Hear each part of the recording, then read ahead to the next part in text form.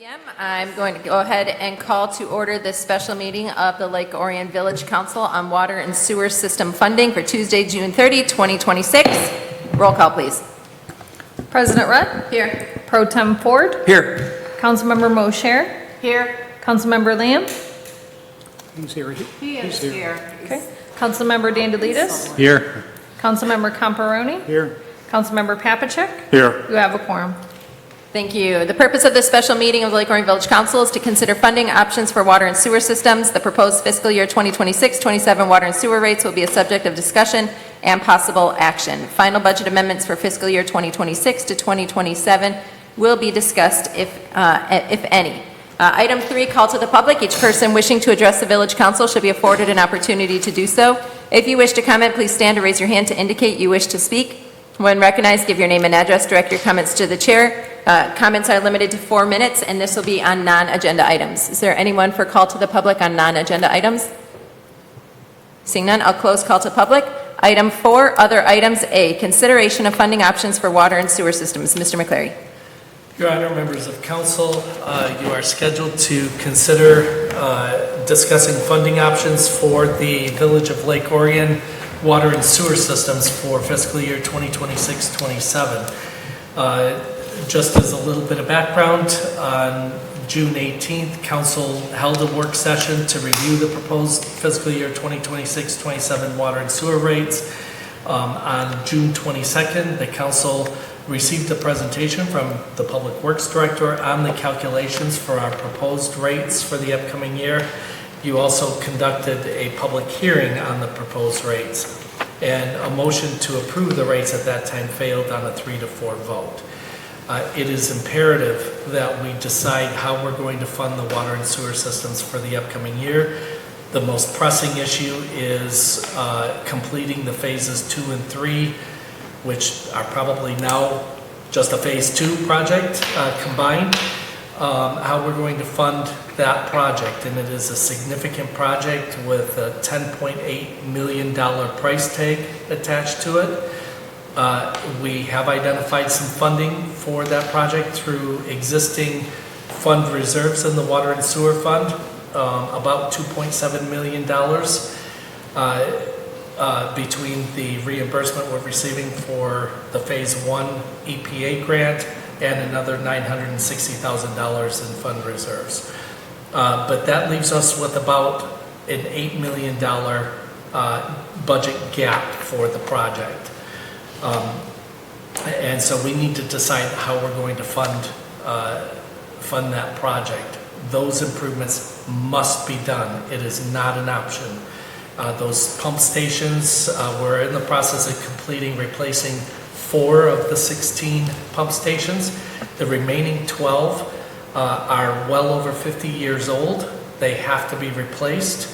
And so it's just a matter of us determining how we're going to fund that. And so I welcome that discussion tonight. Thank you. Council. Mr. Lamb. Thank you, Teresa. So just as a brief background, I prepared a debt report for the council and that I think they passed out to you, where I took the audit and I looked at all our current indebtedness. So right now the village owes $9,021,607 in outstanding water and sewer debt. We owe $4,535,000 in DDA lumberyard debt. So that it's summarized in the report here, talks about it, the interest rates and stuff like that. So the water and sewer debt is 66.5% of our total debt, and the lumberyard debt is 33.5%. That's where we stand debt-wise as of the end of 2025. That being said, what we're proposing to do now is increase our debt by $8 million. My understanding is the bonds, or the cost of the project was close to $10 million plus. We got a federal grant for $1.7 million, and I believe we decided to appropriate $1 million from the sewer and water fund, and there is a modest few hundreds of thousands of dollars left.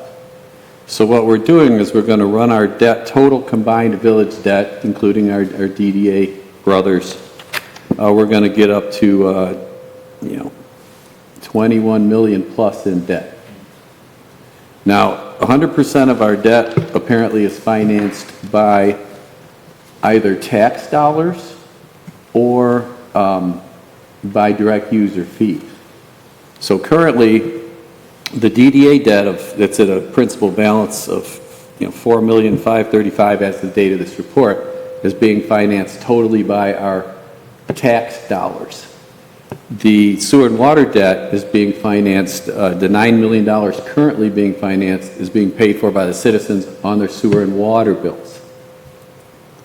Okay, there's a question that says that sewer and water debt should be paid by usage bills because it's evenly distributed to the users over the water and sewer rates. So if you use 100 gallons of water, you pay for 100 gallons. The other bonds, the municipal bonds like the DDA bonds, are based on a millage-based system where the higher valued property owners pay more for those bonds. So that would mean a $1 million house would pay twice as much towards those bonds. So it's been said that it's unfair to use millage-based taxes or regular general tax revenues to pay sewer and water bonds. Because it's unfair to the people, because the people with the more expensive properties would pay more for the water and sewer facilities. So I wanted to point out a couple of ideas and inequities that are established. One of the major inequities is that the majority of the sewer and water debt is for pump stations on the islands that the majority of the village doesn't use and doesn't get direct benefit from. So yeah, this is an inequality. However, the council was convinced at a certain point that because the entire system was built with federal funds, we maintained the whole system through an enterprise fund, that it was legitimate for the entire village to pay to maintain specific parts of the system, even though they're exorbitantly high priced. Plus, the people on islands couldn't possibly afford to repair all those pump stations on their own. It's just too huge a cost. And we're all for one and one for all. So the next question is, other than just burdening the taxpayers with water and sewer debt increases, that have been huge over the years, because we've never raised them in the past. They should have been raised incrementally, but we've all discussed that. Should have been raised incrementally for years. So the next thing is, how can we offset the costs to the citizens of these huge infrastructure costs, our looming paving project costs, our building renovation costs, our DPW building renovation costs, the bridge costs downtown, and all the other costs. I propose we reduce the general taxes on the villagers. Okay, we may not be able to necessarily we could pay the water and sewer bonds with the general tax millage, but I'm just saying there's some inequity there for the people paying, but it's all for one and one for all. So we could, use tax dollars to pay the water and sewer bonds. How we get those tax dollars is another issue.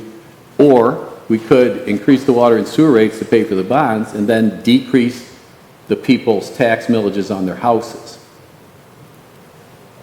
Either method is going to hurt.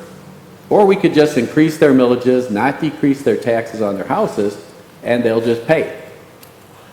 And then when the SAD for the road comes, you'll pay some more. And then, when we redo Village Hall, you'll pay some more. So at that point, I provided also, I hope that you got a copy. You might not have got a copy of my budget report where I took a quick look at the budget. And what the budget says is that the village operating budget is not growing very well. One of the main reasons that the village budget is not growing is there's no land left in the village that the village can gain tax dollars from. So as our surrounding urban areas are increasing in value, they're building hundreds of new houses, the businesses are lining Brown Road, the village is getting condos on the lake, and the taxes for the new condos unfortunately fall into something called a tax capture district. So if you look at the budget report, you'll see that the taxes of the village are stunted. For instance, the general fund revenues for 23-24 were $2,224,000. The village revenues, total revenues in 2026 budget are $2,537,000.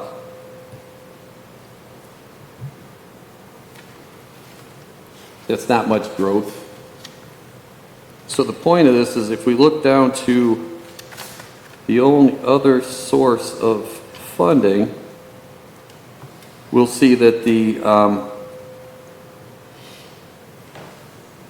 total revenues for the DDA fund are in 2024 were $1,299,000, and in 2026 they were $1,399,000. So what I want to point out to you here is that we have two systems in our village. We have the general tax system that pays for the village operations, which include the village, the DPW, half of the police, and then we have the DDA tax capture, which pays for the DDA system. The germane point here is the village tax dollars directly pay for services for the general population of the village. The $659,000 of village taxes that are collected by the DDA provide no direct services to the village residents.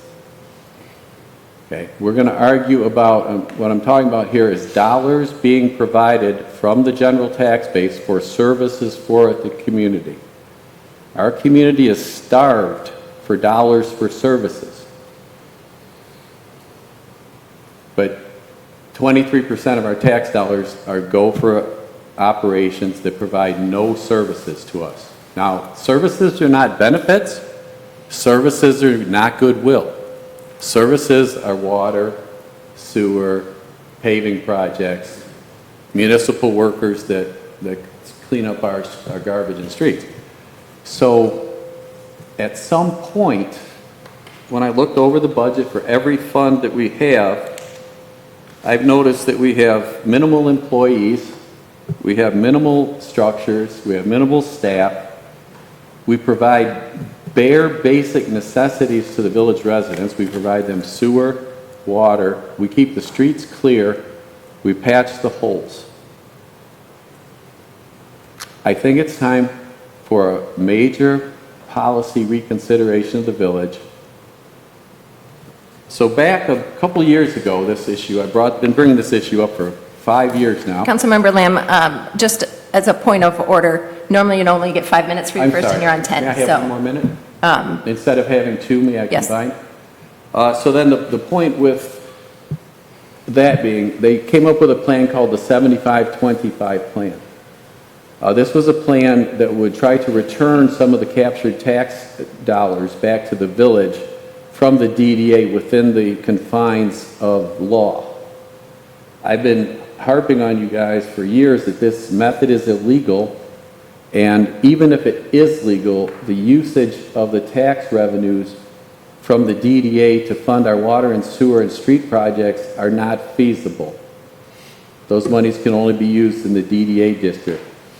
Because we're saddled with 20-year long-term debt and an immediate need to charge the people for water and sewer, I think it's time to discard the illegal 75-25 plan. In the budget, you'll see that they've accumulated a couple $100,000 in an account, and they haven't been able to spend it on any sewer and water projects.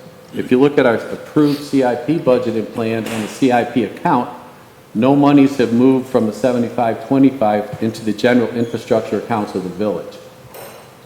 So the obvious benefit is not there. So in conclusion, I would like the council to consider revamping the structure of our tax capture and consider, as I mentioned before, a couple options. The first, reduce the TIF to cover the bare needs of the DDA and to cover their current debt. All right, that should cover, that will easily bring 300 grand more back into the village coffers. I've calculated it, but that's another meeting. The second is, I believe we should restructure the DDA for additional hundreds of thousands of dollars in cost savings. I believe we should do what two other communities have done, and we should move the DDA to the Planning Commission.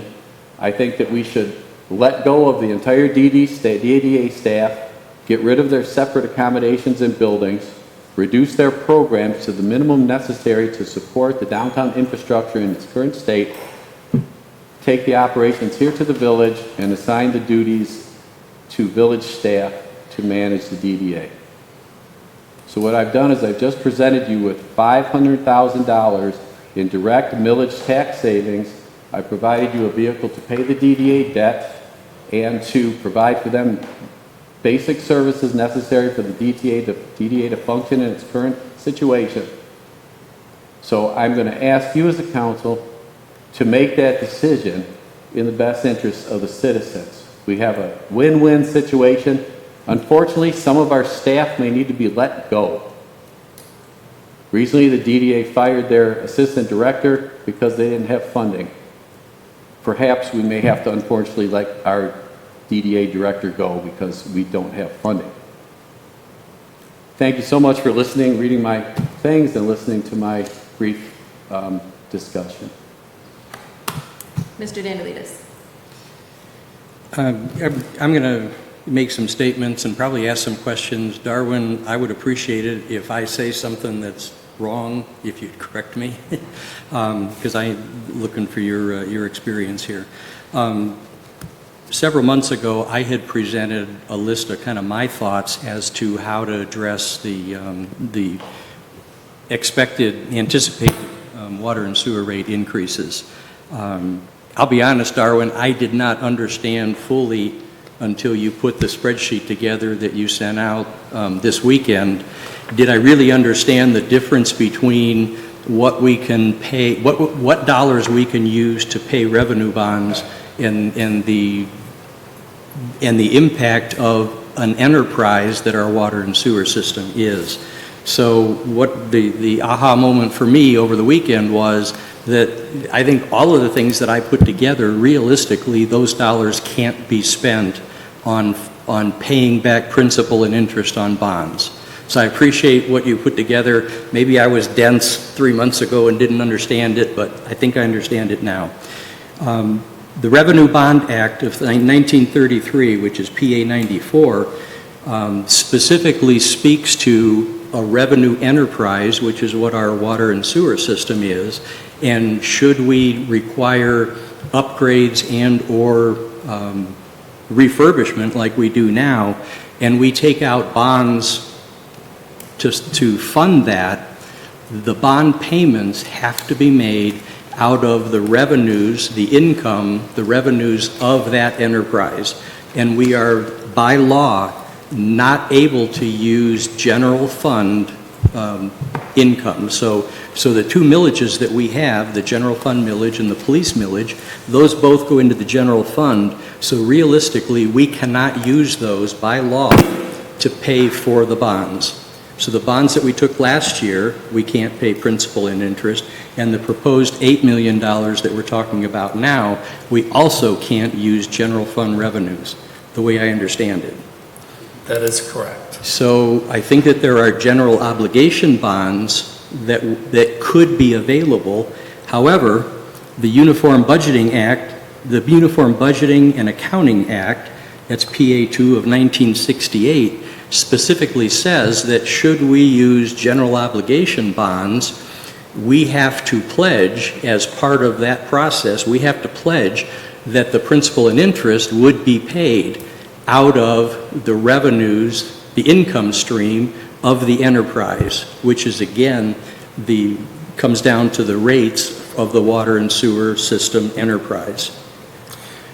The Uniform Budgeting and Accounting Act allows in certain circumstances for general fund monies to be used for utility improvements, but it's limited. The council has to determine that it's for a public purpose, and it can only be for capital improvements itself. It can't be for operations of the utility systems. The problem that we run into with the general fund, if we use the general fund monies, is number one, there isn't enough of a buffer in the general fund to even come close to funding the sanitary sewer pump station projects. So we have about, I want to say about 0.25 mils available if we wanted to levy additional taxes from the general fund to use toward the pump stations. 1 whole mil only generates for us. Remember, that would be captured by the DDA, but for the village portion, it's about, right now, about $164,000. That's 1 whole mil. We're talking about 0.25 mils that we have in a buffer. So just a fraction of that 164,000. We could achieve some cost savings, and we've talked about some of those potential cost savings, but still, when you put all those together, it doesn't even come close to funding the project. So we're back to having to borrow funds. We could do it through limited tax general obligation bonds. Again, the principal and interest on those bonds would have to be funded through your existing tax rates, general operating tax rate, the 0.25 mils that we have available. So that's not an option. We could do unlimited tax general obligation bonds. That requires a vote of the people. And then the council could levy whatever millage is necessary to pay those bonds. But again, that would be subject to a vote of the people. And then there are some other bonding options which simply would not work for us. Capital improvement bonds, which also I believe would have to go to a vote of the people. The revenue bonds are the most the best solution for us. And those have to be dedicated through the sewer rates. Because that's a bond covenant when we issue those bonds. We must establish rates at a level that will fully retire that debt through the rate schedule. Thank you. So when I look at the numbers that Wes put together and the increase in the sewer, and I'm talking specifically sewer, because I think this really, the rub here is the sewer pump stations and the funding for that. When I look at the $8 million bond and I look at the increase in the water, or I'm sorry, the sewer quarterly charge, that is almost a 1-for-1 from the $8 million bond. If we had $8 million that we could apply, basically the sewer rate would not change, is the way I look at it. So I thought to myself, well, how much would we need to, I'm going to say, cash up front, okay? And when I look, so I did the calculations down from 8 million, 7 million, 6 million, right down to 0. And the bottom line is, we would have to have $8 million to not have a sewer rate increase. So that realistically is unrealistic, right? So the document that I asked Sonia for over the weekend, was our, basically what funds do we have in all of our accounts, our savings accounts, if you want to call it that. And when you look at the funds available, we don't have $8 million there either. We're already pulling out the 960 plus I think there's $1 million of the grant that we still have available that comes out of there. So when you look at what's available in the water sewer fund, we're basically taking most of that and applying it towards this $10 million, and that brings it down to the 8, right? So based on, having to use revenue bonds, the payment of those revenue bonds has to come out by law from the principal and interest, and then looking at, could we fund this from some other way to eliminate that $8 million? I don't see how that works. So I can't come up with a magic bullet to make this go away. It's unfortunate, but that's where we are. There was no money set aside over the years in anticipation of replacing the sewer pump stations, so we are in the predicament that we're in. So I guess my point is that unless somebody's got some magic, and I understand we're talking about the DDA again, but again, those are all general fund dollars and doesn't help us in a revenue bond situation. There are a couple rays of light, not for this year, but when we review the rates next year. There are two things that are happening. Our pump station project has been identified as one of the projects by U.S. Senator Alyssa Slotkin for potential funding through the U.S. Senate Appropriations Committee. We will have an answer on, number one, whether we're going to receive any funding and what the U.S. Senate will be recommending for the level of funding for us. So that's one potential funding source for at least a portion of the project. The other one is we've been working very hard. I'm sorry, this feedback's bothering me. But the other thing we've been working hard on is trying to get our points up in the Clean Water Revolving Fund program to bring our eligibility up toward the top of the list for potential borrowing of funds through the state municipal finance authority. We have been able to double our points this year by working on some other things to raise our eligibility. We went from 20 points up to 40 points, which brought our project up to, according to our engineers, up to the 6th top project on the state's list.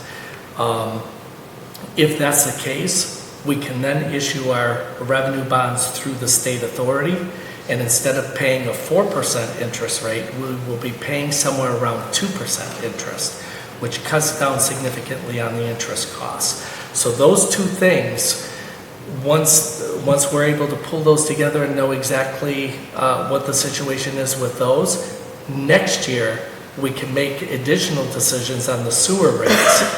If we get funding, we can actually bring the rates down somewhat. So there is some good news. And isn't there the possibility of a third, well, I guess I'm going to say a third plus, in that the number of meter equivalents with additional users next year Yes. will spread that fixed cost over a broader equivalent meter base? Yes, as we add more customers to the system, it brings the rates down for everyone because it spreads those costs out even more. We get the question time and time again, why is the township able to have such lower rates than the village does? Because the township has 15,000 customers on its systems. We have 1,500. That's why the rates are so significantly different.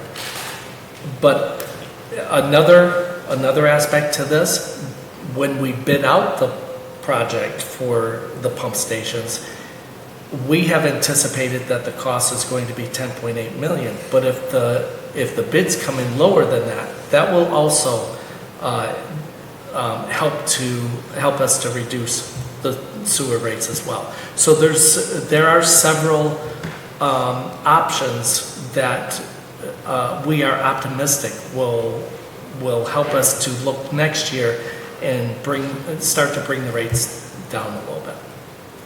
maybe more than a little bit. So the one other thing that I'd like to add, Michael, I appreciate the report that you put together on the, our current debt.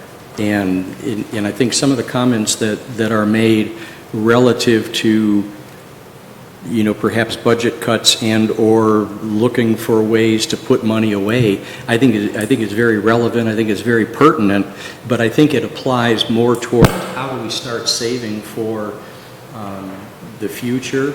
And I think when we talk about the 75-25, I know in my mind, I'm looking at the phases 3 and 4 of the water mains as being, someplace where I think we should start saving that money so that we're not borrowing money or not borrowing as much when we have to do phases 3 and 4 of the water mains.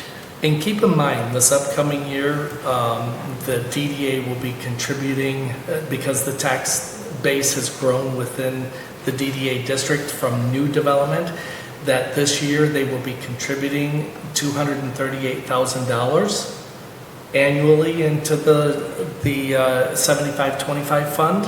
We anticipate that's going to continue to grow.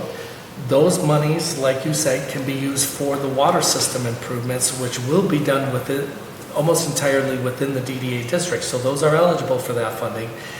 And that amount of money, as it continues to grow, could be enough to pay the annual payments on a bond for the water system improvements without having to increase rates much, if at all, for the water system. So there is a benefit. There are options. There are good options for us moving forward, but we have to take them piece by piece. Thank you for the time. So I think the only comments I'm going to make about the DDA is just that, because I think if we're trying to pull out of the DDA's pocket right now, we're limiting ourselves, and it's short-sighted, because we have the potential to write a check versus sign the line for bonds in the future. And I know there's opinions floating around on whether or not it's legal, but I have yet to see any legal opinion from any village attorney, any DDA attorney, that the 75-25 is illegal. So those allegations are just being thrown around, and it's working against what we could be working towards together as a community. And then on the other side of it, so as I look at this, so I know at our meeting last Monday when Wes presented the water rate, the recommendation for the water rates, and we saw that our water rates, not the sewer, our water rates are projected to go down for the average user $20 a month. Now, if you use more water than that, it will go down at a higher percentage than if you use less, but $20 a month. And when he mentioned that it's because of the Mosheri developments that it came on board, and because it has more meter equivalents, there are more taps connected, it spreads the cost among users, there was a lot of murmuring in the audience of displeasure at, the name Mosheri. Well, I don't really care how you feel about Mosheri, but it is still true and accurate that the more users we have, the lower the water rates. And so when we have more users coming on the system, there are more developments at play that will have the potential to lower not just the water rates, but the sewer rates as well. So we're looking at, for the average user, about a $20 reduction in your water bills with these proposed rates. We're looking at a $90-some increase, $98 increase to your sewer rates. Now that's $75 swing. So what we're doing here is $25 a month. That is, we're having all these meetings, and rightly so, because we want to be careful stewards, but it's $25 a month. And we're talking about extreme measures of, we need to do this, we need to do that for $25 a month. I understand, nobody wants to raise water rates.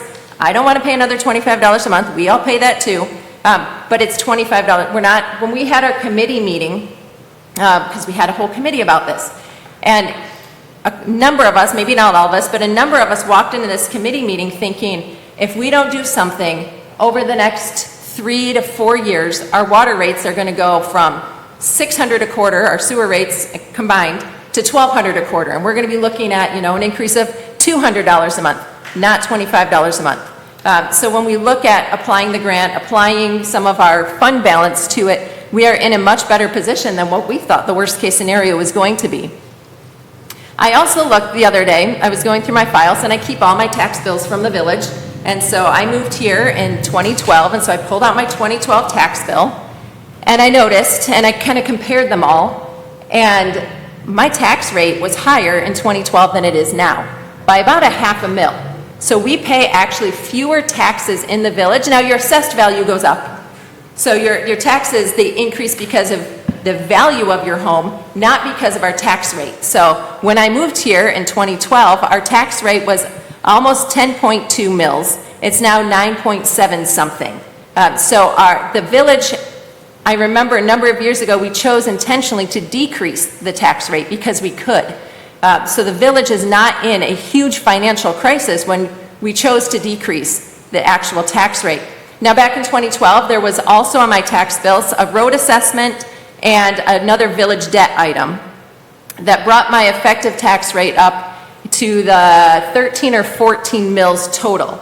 Now, back, what was it, in 2016, 17, the village voted on a police millage, so that is on your bills as well, but still my total tax rate is lower than when I moved here in 2012 by a full mil. I could bring you my tax bills. I have no problem showing you all my tax bills. And so when I think about the whole package of, man, you know, the village, you know, we have high taxes, we have high water rates. Yeah, we do have high water rates, and we're not unique. You can go survey a number of rural communities in Michigan, and we are not unique in high water bills and needing to replace infrastructure. They're hard choices, but these have to be done. And so when I think about all the possibilities, I concur with Mr. Dandelides and hearing Darwin's explanation about the revenue bonds, that they need to be paid for by revenues. We need to get these done. And correct me if I'm wrong, Mr. McCleary, but Water Resources Commission told us we have to do them or they don't service us anymore. Correct. So if we don't do these, the rest of the lift stations do not get serviced. If they fail, where are they? They're by our lake, which is the greatest asset that our community has. We always talk about our lake, and recreating on the lake, and the lake connects to the stream, and the stream goes down and it's a freshwater trout stream. And so all of these things are connected, so we have no choice but to do them. We have to figure out how we're paying for them, but I don't see any easier way forward than it's $25 a month. It's not, again, don't want it, but it's $25 a month. It's not $200 a month that we may have feared when we think about the rest of the sewer systems. And I'm very confident that the village has been doing its best to manage things. Like I said, I pay a lower effective tax rate than I did when I moved here 14 years ago. And so with the increased value of my home, I'm not paying that much more in village taxes than when I moved here 14 years ago. Now, your mileage may vary depending on the value of your home and when you moved here.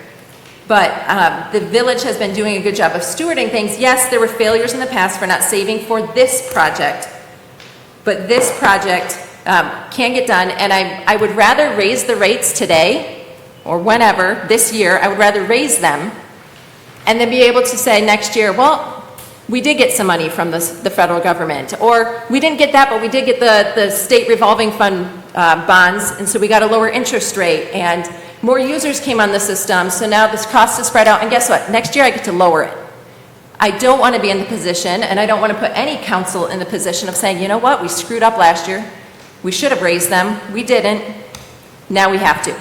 I would rather be in the place of being able to lower them, or have this council say, great, we can lower them, than to stick us in a position where we either have to increase them more, or we are short-sighted and don't plan for the future by some of these other mechanisms that we've discussed, because I think it sets us up for a much more positive future by this partnership with the DDA, by having a water rate modeling system that we didn't have for many years that's projecting and is saving for future needs. And so for me, this is, again, I don't want to minimize $25 a month, but it's not $200 a month that we're talking about with the delta between the water and the sewer. For the average user, I'm not making a claim to every user, but the average user. And so that's the path forward that I see right now, because I don't see us coming up with $8 million tomorrow to write a check before we would have to issue bonds. Ms. Mosier. Well, with all due respect, I totally disagree with you because the infrastructure has been ruined for years. We have done nothing about it. We can't go back. I get it. I voted to have the water and sewer done. Had I known that it was going to cost people so much money, I may have changed my thought on that. Driving around the communities, talking to the people, they're all very concerned. They may not be here tonight, but they're concerned. And they have pump stations making noises at night and all kinds of stuff. So to me, it is the worst case scenario because it hasn't been done. It hasn't been done. And we can't go back, like I said. To some of us, $25 a month may be fine. To other people who have spoken here before, come to the council meetings, it's not fine. And I don't agree with, it's fine with me, it's not fine with them. People don't want to pay that much. Yes, I agree that it needs to be done. The water sewer needs to be done. But if there is another way that we can get the money and not pay as many taxes, when I lived in Beverly Hills, I paid 2 taxes. I paid to the village and I paid to Southfield. I didn't like it. Okay, I did not like it. The schools were through Southfield, the garbage and water were through Beverly Hills. So it's the same kind of thing now. And if there is a way that we can reduce by cutting down and not having the people spend this much, and it's easy to say, oh, it's going to be $25. Well, wait till you get your bill. Wait till you get your bill. It's not going to be $25. And I don't care how much water you use, it's not. So I do disagree with the comments that were made, and I have my own feelings about this, and I'm very, this is a really hard thing as a council member to sit here and talk about, because I did vote for the water and the sewer. Now, with that said, the pump stations, it's a whole nother thing. I think they need to be redone, they do, but we're all paying for it. So it's not going to be $25, just letting you know. Thank you. Mr. Papachek. Yeah, I came into this tonight just kind of wanting to talk about options, right? And I think George, Mr. Dandelides was going there in terms of what are the options on the table that we could try to work through tonight. And so I think what I'm hearing, option one, $88 a quarter, 25, 30 bucks a month, whatever it is, we all just pay more. Option two is come up with $8 million right now, which doesn't seem feasible. And I think what I was hearing was almost, is there no other option? We can't, if we looked at cutting budget cuts, that can't go towards sewer bonds. If we looked at, benefits, lifeguards, some of these things we looked at in the budget, if we cut some police services, some DPW, if we cut DDA, all that stuff is off the table. None of that's even an option here. I'd like to get the list of menu options and then talk about pros and cons of each, but right now I'm just kind of hearing two. Either we all pay more or we find $8 million quickly. I don't know, is that it? Are there other ways for us forward here? I think one of the things that is working against us is time at this point. We have to have a funding mechanism in place. We've got to move forward with the pump station project. We've got to have everything in place by this fall so that we can move forward with the next phases. And so timing is our biggest enemy. Now, we can have discussions over a longer time frame about some of these other things. You know, if you want to have a discussion on police services or public works services or what have you, but we're not going to get those issues resolved within the time frame that we need to have the funding in place to move forward with this project. So those are discussions we can continue to have and look at. And I know that Councilmember Lamb always likes to point to me and say, the manager always says, these are administrative decisions or these are political decisions. The level of service that we provide to our citizens is a political decision, whether it's police services, DPW services, and their snow plowing and everything else that they do, parks maintenance. But those are not issues we're going to have resolved in a time frame to move forward this year. We can have those going forward over the next many months and hopefully have some decisions from council and direction as how you want us to move forward for next year's budget and see what type of cost savings we have there, and then incorporate that and again take another review of the rates at that time. But unfortunately right now the timing is not conducive to that.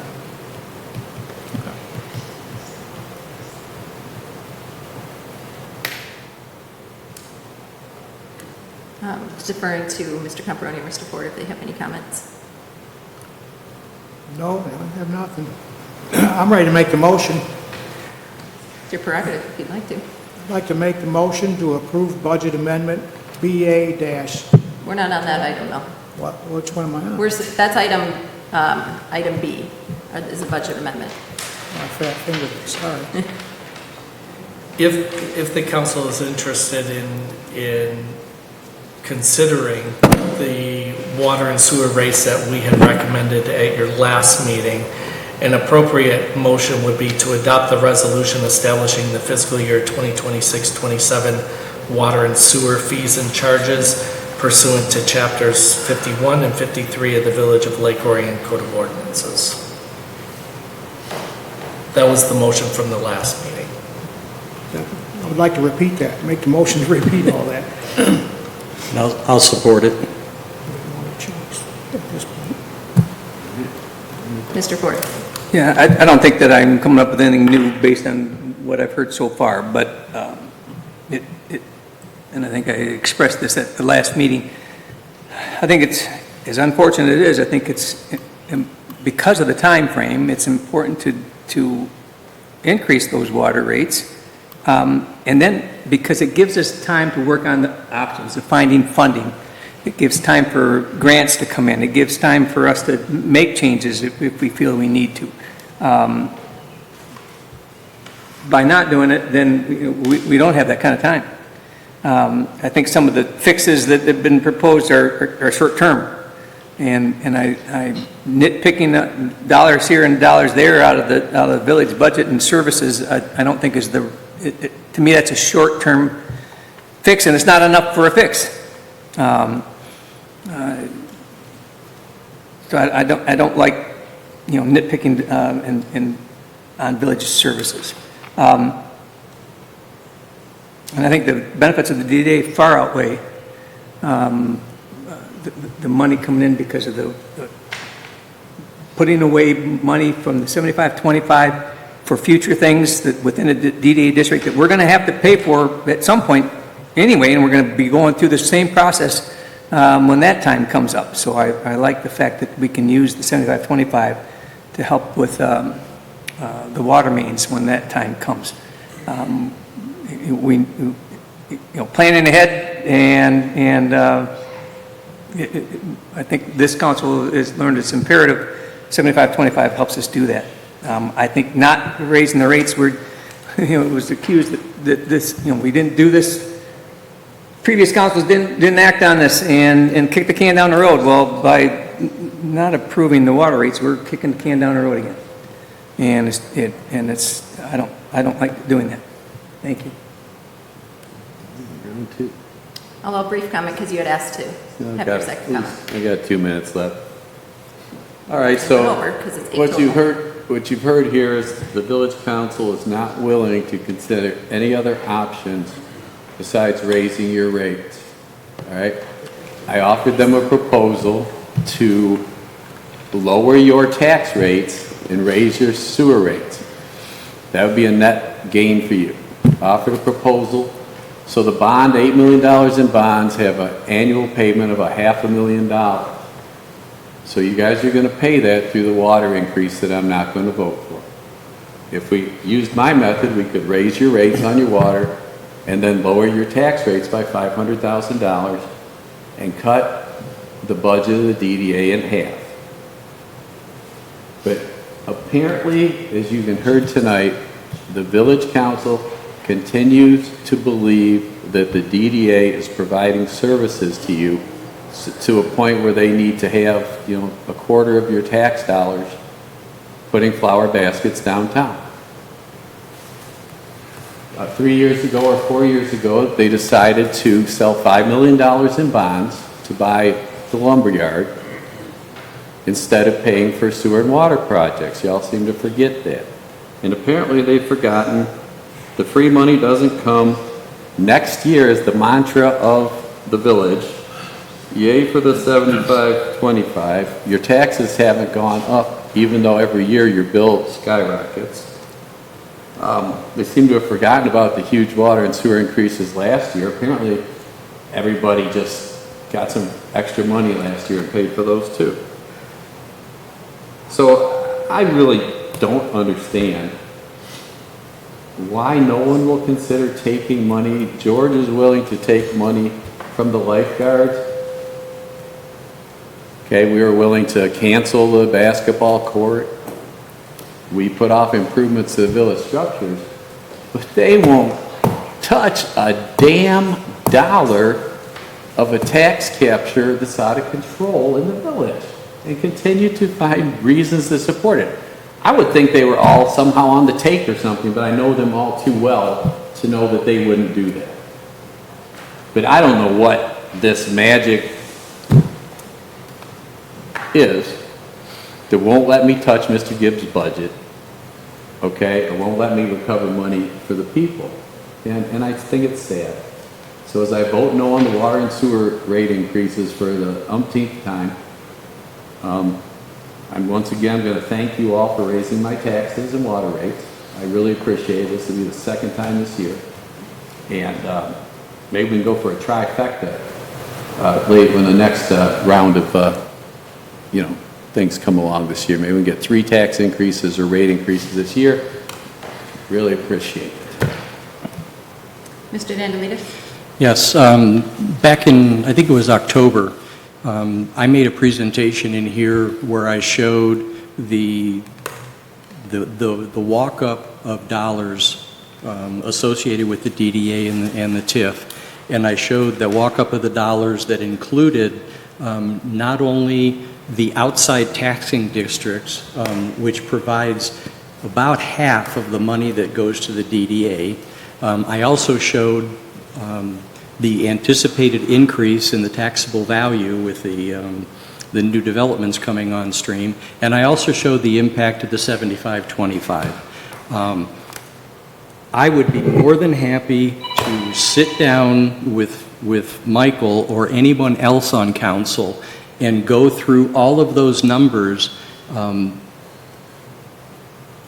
as a total package, because the numbers that I've seen tend to not include the outside taxing districts, and they also don't include 75-25. The numbers that I've seen always are restricted to the bottom line TIF without the other things that come into it. So I would be happy to work with anyone on council to put the entire package together that tells the full story, not just a piece of the story, and then present that back here as I did back in October. So if anyone on council would like to sit down with me and go through those numbers and tell the whole picture, the real picture, I'd be happy to do that. Ms. Mosier? With all due respect, again, I don't agree with you. It isn't all about the numbers. It's about the reality. It's about how much money that you spend on your water and your sewer. That's what it's about. You can crunch as many numbers as you want and make it look good, but the truth is it's whatever you're spending. That's what has to be understood here. I'm not a mathematician, I just know what I spend. And it has increased over the years, and it's going to increase even more. We had some folks that at the other council meeting were complaining about the monthly bills, and I think the reason, rather than doing it every 3 months, is we were trying to help people to budget. Because we're all going to be budgeting now. I mean, this is the great thing about living in the village of Lake Orion. We're going to be budgeting. So just think about that. It doesn't matter what the statistics say. What it matters is when you get your bill and what you're going to be paying. Thank you. Public comment.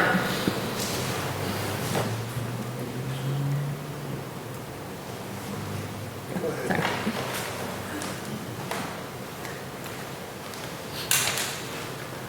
Harry Stephen.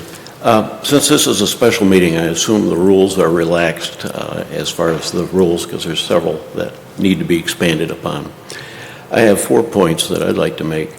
Early on in the sewer project, there was a discussion about grinders. And a grinding system is a system that is allowable for moving sewage up hills.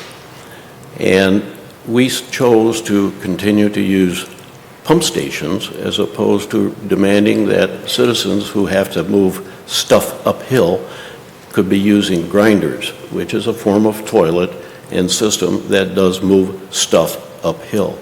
So that is another alternative that we did have at one time and maybe still have as a possible concern. Point 2, we're accepting the moral responsibility of planning for the future. Our predecessors did not. Probably none of us in 20 years are going to be here, either living or residing. So planning for the future, although it's morally right, maybe isn't required, and pass this problem on to that next generation of councils or townships or whatever may be. But that's a segment of our cost, is planning for the future. And maybe if we drop that part out, the amount of increase wouldn't be so bad. I wasn't aware of this meeting until just a few hours ago, so my numbers are not good. But I think, Wes, at one point you had about $600,000 per unit, $600,000 in bond cost for the system. It's just something in that magnitude, as I recall. And there are about 6,000 unit users on the system, again, if the numbers are right. But that comes out to about $100 per year per system, if my numbers are right. And I would look for Wes or somebody else to take a look at that. It's 1,500 users. 1,500 users, but we've got the equivalents in meter sizes, which then moves it up to around 6,000, I believe. Roughly 6,000, but $800,000 in payment per annually. Yeah. The other point that I would like to make is maybe we could do net billing instead of cutting the water rates by whatever the unit is and increasing the sewer. Do a combine on that so that the net appearance is the same, but it's not going to be cheaper for water and more expensive for sewer, but come up with a net effect that the bottom line is the same number. I think that's about it, but it's really sad that we didn't really consider the grinder situation a little bit better. You know, people who live on on septic systems who happen to have tanks that are above their facilities, they have to put in grinders to do that, and this would be another option. And I think we actually considered that for some of our smaller pump stations, as I recall, that the people could have put in grinders. Thank you. Thank you. Anyone else for public comment?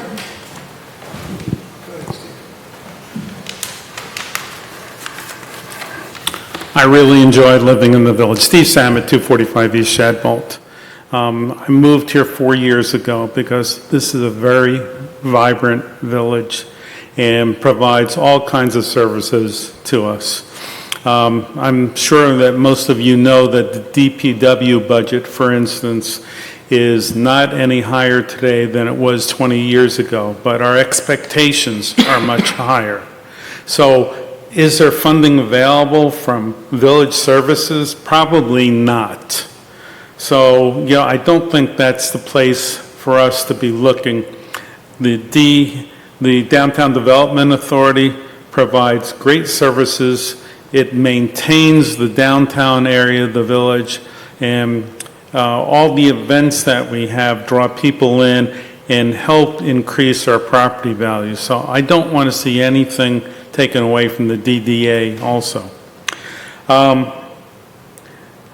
One thing I will say is that I think that this is a political issue, and that we have two people who are campaigning for their reelection at the cost of the village. And that's just the wrong thing to do. We're all here because we love the village and we want the village to be maintained and supported.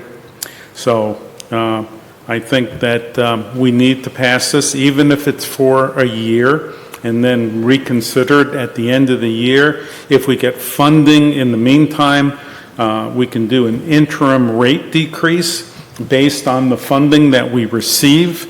But I think that we need to pass the water and sewer rates and their user rates. I don't benefit from the lift stations on the lake, but I understand I have to pay for it.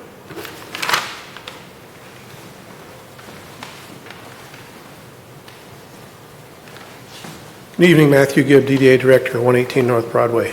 This has been an excellent meeting by all of you. All the points have been great, and I think that the dialogue really allows the public to understand the depth of how you're analyzing this now, that it's not really just a knee-jerk political thing, that there's detail to it. And so applaud you for that. There is this huge distinction between, as Mr. McCleary said, the use of revenue bonds and an enterprise fund project and scraping other funds together. And I think you did an excellent job of clarifying that tonight for the public, that this council has done its homework to understand that. And there isn't really an easy decision. The hard decision is you've got other agencies that are going to say, if you don't do it this year, then you're out. And, well, maybe there isn't a decision. But I would encourage you to follow up on what I've heard here. Just as Mr. Samet just said, there's an excitement around the idea that there's options that aren't at the table today that there will be at the table 6 months and 12 months and 18 months from now. And those options of really pursuing with the same amount of detail what's been discussed, which is increasing users in the system. And as has been said at prior meetings and again tonight, and I really applaud you for recognizing that tonight, that the idea of a metric equivalent in your user base in that system makes a significant difference in the user rate. And while you'll be making a hard decision that impacts people immediately right now, if you don't just do that and then move on to how do we continue to shuffle chairs around, but you really do the hard work of how do we then really aggressively go after that and change it. Mr. Sanchez has said it 15 different ways in the last 6 months. The greater amount of metric users in your system, the greater the ease on the system. And that's going to help everybody. So I would just encourage you that there is that option, that by deciding to increase the rates is a necessity. And it's a necessity not caused by the DDA or the frustrations or history. It's not caused by any of that. It's caused by the fact that we've got a state and county system that's going to mandate the infrastructure improvement that has nothing to do with the DDA funds. You could take all the money you want from us. It doesn't pay for any of that. You can take it doesn't. The only way you can do it is with these bonds. There isn't another decision. So I applaud you for recognizing that, but don't drop the ball and say 6 months from now, gosh, I wish we would have also followed up and said, Did we set metrics around, can we add 50 metric equivalents of users every quarter into that system? How do we achieve that? How do we review this in 6 and 12 months and say, man, we hit the mark and we added 200 more metric equivalents into the system or 400 more into the system, and what does that mean? And as Mr. Sandwich just said, at any of those points, you could say, hey, it's time we reduce this down and we're going to shrink this rate back down, even if it's a fractional way. I think the public would really be grateful if the next step of this wasn't the only option was to raise the rates, because it's not. The only option is to raise the rate with an aggressive plan for how we build out this system. And then the last point I'll make is this. It's been bantied around a lot of times, and I know probably Councilmember Lamb and I will forever disagree, but there was almost 100 years of legal experience that went into the creation of the 75-25. There's been about 85 years of legal experience that have written multiple opinions that we've delivered to your good village manager's office that talks about the lawful validity of that agreement and the use of those funds for the future. And Mr. Dandelides is correct. I would encourage you to re-review his report. For members of the public, if you haven't done that, I've actually stolen it from him, and he knows that. We've cited it in our work at the DDA, that the amount of revenue that could be generated to the future water and sewer projects within the district, and as Mr. Lamb aptly points out, we have a large district, we do, can almost be funded on an annualized basis going forward. And so I would encourage the council not to consider the option as only an increase. The option is increase, but wait till you see us in 6 months. Thank you. Only one public comment per. I'll close the call to the public. So we have a motion on the floor and support, and the motion would be to adopt the resolution establishing the water rates as recommended by the village administration. Could I have a roll call, please? Yes. Can I make one more comment? Yes, sorry. So the last comment I'd like to make is, as we vote for or against this motion, I would ask you, if you are voting no, do you have a solution that works? So is there a solution you can put on the table that actually works? And if we don't have a solution that works, then I really don't understand how you vote no, because we have to do something. Thank you. Mr. Babchick. Yeah, I don't like the idea of the water sewer rate increase, and I feel like we're in a little bit of a bind here. There really isn't an option, unless the option then is to offset it with other reductions, because then it feels better for the net impact to the residents' wallets. So I understand where we have to go with water and sewer and that we're backed into a corner here, but I do like the idea of exploring other budgets, funding mechanisms to eventually offset that. So I look forward to some of those future discussions, but having said that, that's why I wouldn't support raising the rates right now as that being our only action, because I'd like to see that contingency on let's solve some of the other stuff that's coming. So that'll be part of my rationale. Okay, roll call, please. Councilmember Comparoni. Yes. Councilmember Lamb. No. Pro Tem Ford. Yes. President Rutt. Yes. Councilmember Dandelides. Yes. Councilmember Mosher. No. Councilmember Papachek. No. Motion fails. 4-3. Motion carries. Yeah. Oh, yes, you're right, I'm sorry. 4-3. Motion Good try, passes. Sonia. Yep. Good try. Sorry.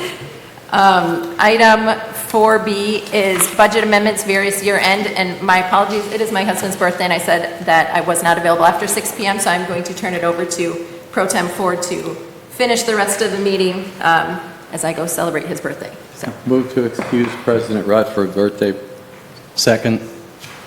All in favor? Aye. thank you, Council. All right. Looking at this, I think she introduced it already, 4B, budget amendments. Mr. McCleary. Thank you, Your Honor. Administration is requesting that council approve various budget amendments for various funds. We actually only have two amendments, as it turns out tonight. An additional allocation for legal services and an additional allocation for planning and zoning services. We're not entirely sure that we will expend these additional funds. This is just meant to provide us with a buffer at year end, because we do have what we call the 13th month, where we get invoices in that are chargeable back to the previous fiscal year. And those two departments were departments that we were concerned because we're pretty close to the current budget allocation. So we wanted additional supplemental appropriations of $5,000 to each of those departments, so that we've got adequate funds, and we don't have expenditures exceeding revenues, which would be a violation of the Uniform Budgeting and Accounting Act. Council? So I'd like to make a motion to approve the budget amendments BA 2026-101-880-04 and BA 2026-101-721-03 as presented by administration. I believe it would be a roll call. Councilmember Papachek? Yes. Councilmember Mosher? Yes. Councilmember Lamb? Yes. Councilmember Comparoni? Yes. Councilmember Dandelides? Yes. Pro Tem Ford? Yes, Motion passes. thank you. Item 5, call to the public. Mr. Salmon? Steve Samet, 245 East Shadbolt. There are some properties in the village, for instance, at the Miller Circle and also at the Jacobson Development property, where part of the land is village and part of the land is township. Is there a reason that we can't annex the remainders of those properties into the village? Your Honor, if I could respond to Yes, that please. question. Two things. First is Orion Township is a charter township that meets all of the requirements of state law to protect it from annexation, so we could not annex it. The second thing is the Eastport project, which is mostly in the township. A small portion is in the village, but the village will be providing water and sewer services to the entire development, so that will be a benefit to us. Thank you. Thank you. Darwin, I don't know if that was 100% correct. My property is in the township and in the village, and it's been split.